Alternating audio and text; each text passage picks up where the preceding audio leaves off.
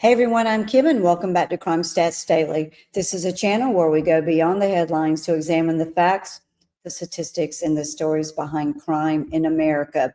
Now today I wanted to update you on the Forest Grove, Oregon Quintuple Homicide case. This is a case that I covered in my weekend crime snapshot yesterday, Monday, the 24th of August. Now, what happened is there were 5 people that were killed in a rural property outside Forest Grove, Oregon on August the 22nd. Investigators have identified the victims and the suspect, but major questions remain. Now let's take a look at who those victims were. The 5 victims were 85-year-old Mary Elizabeth Kimsey of Portland, 60-year-old Rowan Karla Kimsey of Forest Grove, 26-year-old Stella Jade Kimsey of Forest Grove, and 26-year-old Linsey Mae Haraldsen of Portland, and finally 27-year-old Alvin Raymond Chu of Portland. Now, the relationship of these victims do matter, and I want to connect the dots. And by the way, I did not want to release any photos of the victims because I have not been able to verify those photos as of yet. Once I do, I will release those along with any updates. Now, on the relationship of the 5 victims here in this case and how they were connected. Mary Kimsey was Rowan's mother and Stella's grandmother. Rowan owned the property. Stella, the daughter of Rowan, lived there with her mother and her boyfriend, Benjamin Charles Parker. Now, Linsey Haraldsen was Stella's best friend. Alvin Chu was Linsey's partner. Now, Parker, the boyfriend of Stella, is the suspect that investigators have identified in this case.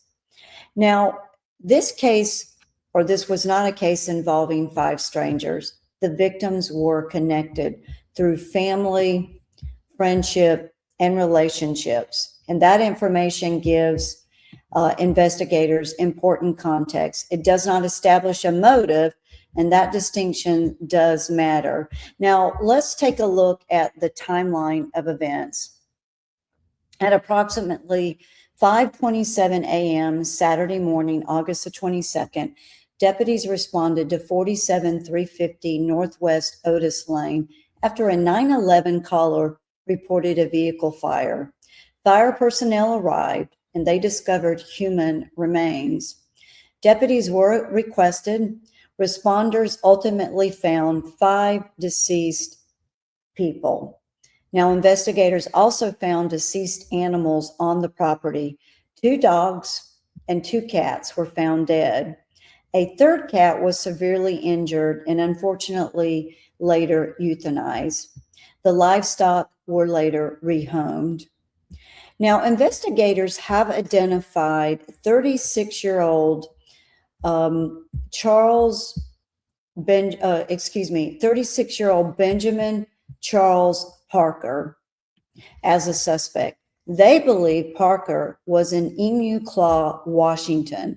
Enumclaw police located his vehicle. Now, Parker was found dead inside. Authorities believe he died by suicide. There is now more information about how investigators located him. And here's what we know. Now, investigators tracked Parker's cell phone. The phone had pinged several times in Enumclaw, and they also entered the license plate information from a vehicle belonging to one of the victims in the flock camera system.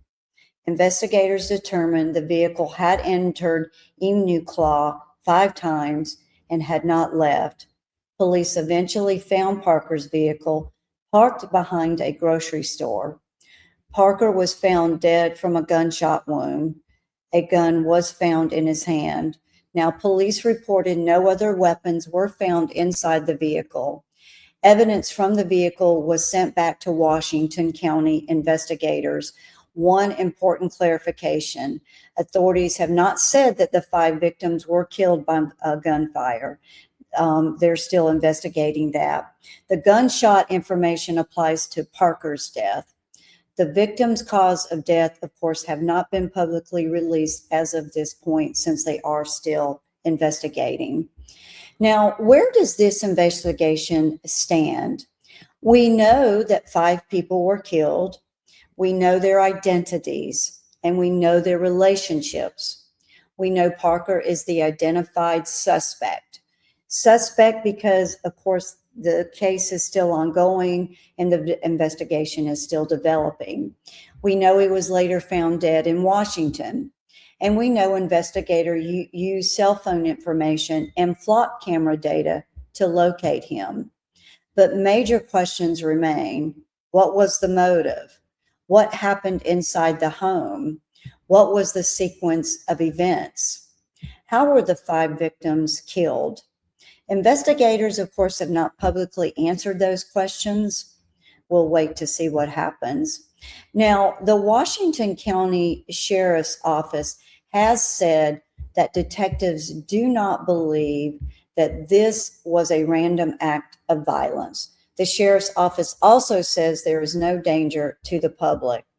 The investigation remains active. Forensic personnel are processing evidence.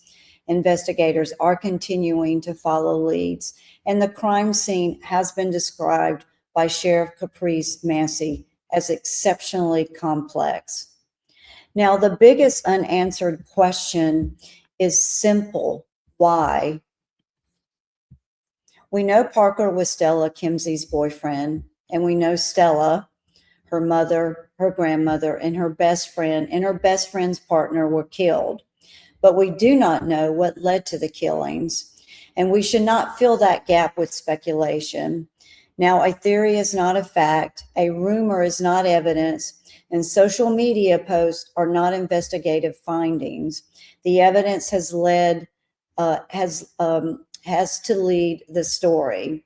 Now, I do want to say this. There is a lot of speculation out there. And I think in this case, it's easy to speculate, which would be understandable, that this was most likely a domestic situation of some sort between Stella and herself. And unfortunately, the other victims were there, wrong place, wrong time. That would probably be the number one theory, but we'll wait and see what happens with the investigation. And as it unfolds, I will report. Now, let's take a look at where the case stands as of right now. 5 people are dead. The suspect, of course, is also dead. Investigators are still working to establish the motive, the sequence of events, and the circumstances surrounding the 5 deaths. More information, of course, is expected as investigators continue their work. Now, Crime Stats Daily, I'll continue separating confirmed facts from unanswered questions. And when new information is independently verified, I'll bring you the update. For now, the facts are clear. The motive, of course, is not. And the investigation continues. Stay informed, stay aware, and more importantly, stay safe out there. And I'll see you in the next episode.